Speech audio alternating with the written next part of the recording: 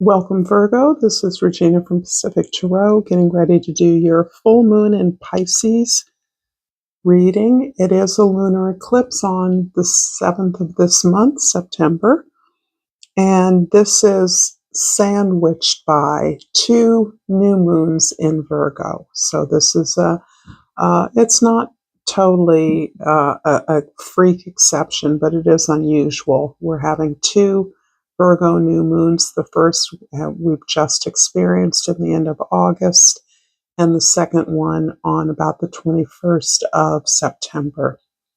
So this is an opportunity to really focus in on the moon energy. The moon represents what we bring in from the past.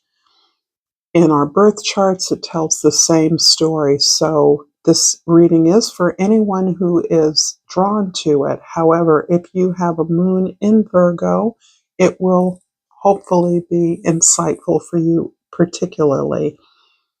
The moon placement is about the energies we've brought from the immediate past as well as past lives. So you can look to your moon placement for information about that if you don't have any connection to that or are curious or want to begin that exploration. But it is the qualities that should be focused on. It is the qualities of your moon sign that you have quite likely experienced in some other form in the past. I pulled a sacred geometry card for you, and I pulled the octahedron, and it reads, linked with the element of air, the shape symbolizes compassion, healing, and self-reflection. It is believed that it helps us attune to our spiritual nature. And I do think it's interesting that the energy of this lunar eclipse is falling in the house of your significant others. So this is all significant relationships or exchanges, including the relationship with yourself. And because this energy is carried into the next new moon as well, there is an intense focus on significant others for you. The overall energy for this reading is the Wheel of Fortune, which describes a shift in fortune. And this isn't telling me that you are not having good fortune. What it is showing me is that you have been working a set of conditions or desires for a while, and perhaps of late or perhaps for a while, you haven't felt well placed in your environment. You haven't felt as though you are truly able to maximize the opportunities as you would like to. But now you are manifesting an opportunity for things to change. This feels like an accumulation of good karma. So the work that you've done in the past has not gone unnoticed, has been opening you to and preparing you for this unique opportunity. It's beautiful. New house, new car, new relationship. Although, again, the focus is less on the things than it is on the experience of being able to manifest a new level of achievement. Underneath the deck, the Two of Swords shows that you are of two minds. Perhaps there are offers or opportunities being made that you are unsure about. Less about your commitment to moving forward or progressing, and more about acknowledging the compulsion you have to pursue this justice, this truth for you in a new circumstance, but also a concern about those you're leaving behind. So there may be a particular relationship which you feel has to end or you have to let go of in order to pursue this opportunity. There can be a sense of guilt that you're leaving others behind that you've been working with productively for a while, and yet you're getting an opportunity that they are not. This in many ways is about making a choice or a commitment that you're not sure that others will understand. And in some ways, that loyalty to others' perception or your belief that you are needed is something of a projection of your own. This is perhaps the sense, a projection of wanting to be needed, wanting to be protective, wanting to support others in a way that feels frustrated, feels uneven, feels not reciprocal. Does that make sense? In the present, the Five of Wands. Yeah, I definitely feel like you're part of a team, a new team, but you're not releasing your old contacts, colleagues, or former associations with a variety of people that you have worked with. And in many ways, I do believe this new opportunity is giving you a new forum, a new format, or a new platform in which to negotiate, share, or work with people towards a very specific goal. This feels like it's about ideas that you're changing or opportunities for others to participate in something that you are engaged in. This can be opening the doors, including more diversity, shifting the way that you and colleagues work, looking at other models of collaboration in which equity is focused upon, is an emphasis.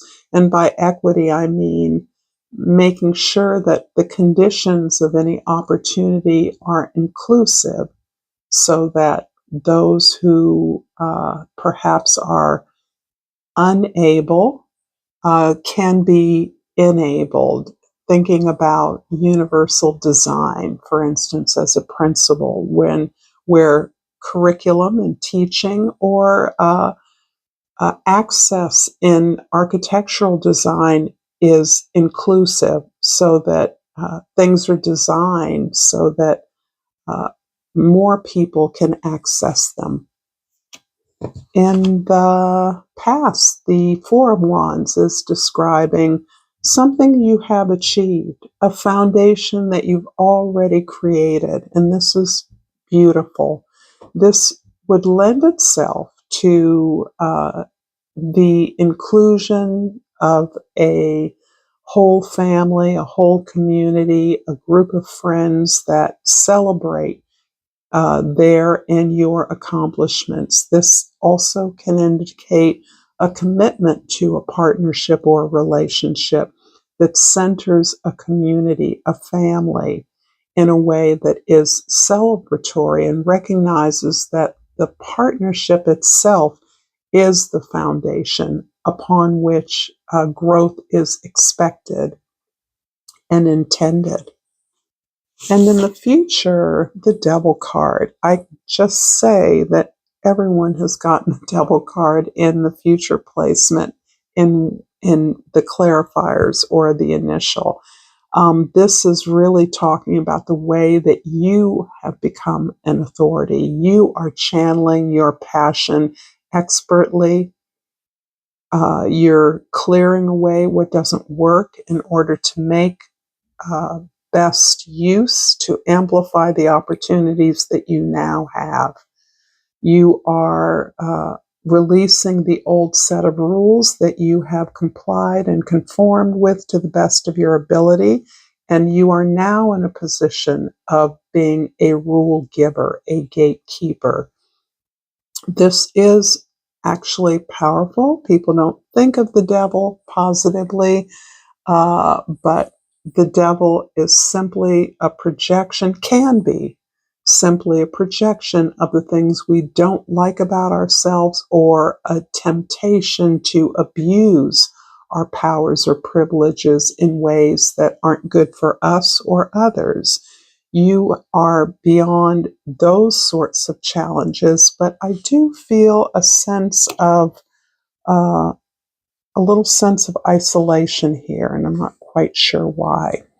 I am going to ask that if this reading is resonating for you, that you like this video, subscribe to my channel, um, share this video with others who might find it useful, and I do appreciate all the support that you give me now, including your presence here. So in the present, I pulled the Hermit and the Nine of Pentacles. Beautiful. Not only are these beautiful cards, but the Hermit is one of your cards. So this is indicating a power moment for you, a power opportunity that leads and supports your own independence. This is really confirming the openness, the breakthrough that you're experiencing in your working life.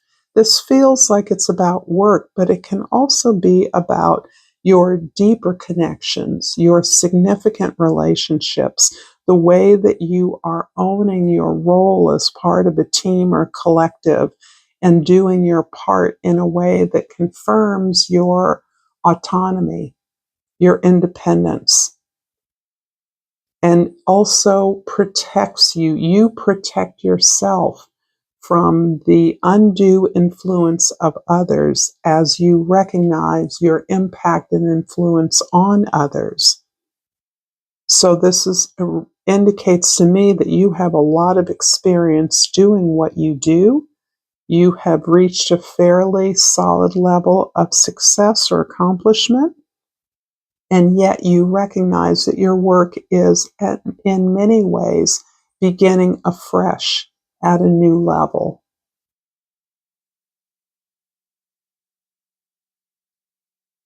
I definitely feel that some of you are investing in family, in home, in children, in things that protect your environment, your home environment, but also protect the environment in which you can interact with loved ones.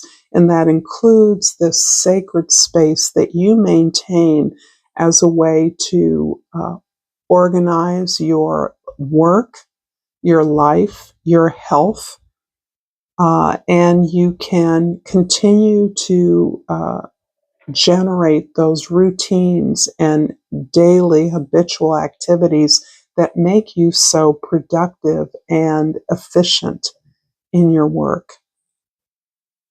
In the past, the Four of Wands is clarified by the King of Cups and the Seven of Pentacles. Okay, so here we're looking at, and please forgive the somewhat ghoulish illustrations because this is called the Shadow Work deck, and it is meant to illustrate the fearful characters and aspects of ourselves that we have to gain the strength and the courage to face, to acknowledge, to negotiate with, to understand better as a way of accepting ourselves as whole.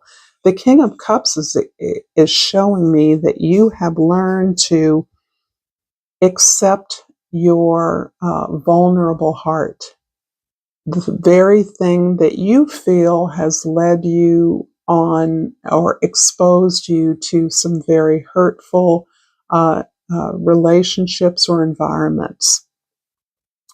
There's a tenderness about you. There is an innocence. This is something that is often associated with Virgo, the virgin, right? This innocence, this trust, this loyalty, this devotion that has bitten you in the butt, it seems to me. Whereas the Seven of Pentacles is showing me that you're really reviewing these experiences as part of achieving some kind of stable foundation, collective foundation. Again, your family, your community, your relationships. This is part of what you are mining at this time in terms of recognizing that your vulnerability, your tenderness, your innocence is your strength. It's a phenomenal strength, and it's where your maturity is blossoming.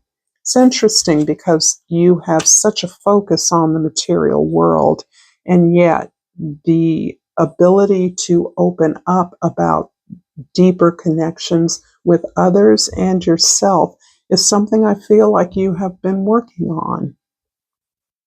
In the future, the immediate future, usually, the Devil card is clarified by the Six of Wands and the Chariot card.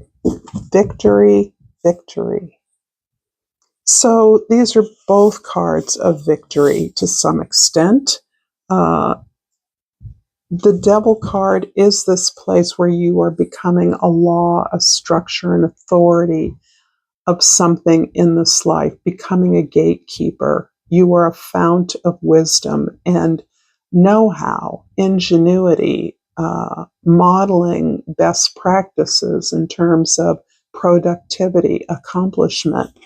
The Chariot card is showing how hard you've had to work to protect this sacred space, and that you understand that your protection, your method of grounding yourself in your independence is what leads to your ongoing success.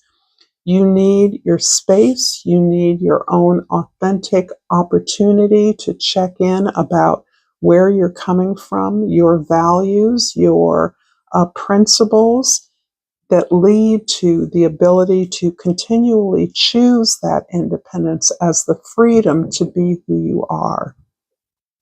The Chariot card indicates that you continue to set aside those distractions, and those distractions have often been in the form of relationships, taking care of family, or relationships that weren't working out well. You have transformed that energy, recognizing that there is a place, you have a way of dealing with those things that are difficult for you, those answers that you must seek inside. Yet when you are joined with your collective team, collaborators, those you work with, you take your role seriously, you do your part seriously, and that is what gains you the recognition and reward that in part you're receiving now, and you have learned how to navigate yourself through as this someone who is committed to the well-being, the health of the community. What you do is about supporting the community's better appreciation and understanding of their value. Whatever that means to you, I realize it's pretty open-ended. I'm going to finish up this reading with a Yogic Path Oracle, and Prana has just flipped out, and I'm going to read from the guidebook. And Prana is subtle essence of vital life force and breath, flexible and creative. When you are pranaful, you are beaming with vital life force. Energy flows easily throughout your body, and you are at one with divine consciousness. You dance through life with fluid movement, and your energy extends out of your body, felt by those surrounding you. You are in control of your breath and utilize it to move life force around you, bringing your mind, body, and spirit into balance. Continue to breathe into the light that exists within you. This is your connection to universal pranic energy. Thank you so much, Virgo. If you've enjoyed this content, check out more content here. Thank you for your likes, your subscribes. Until next time, namaste.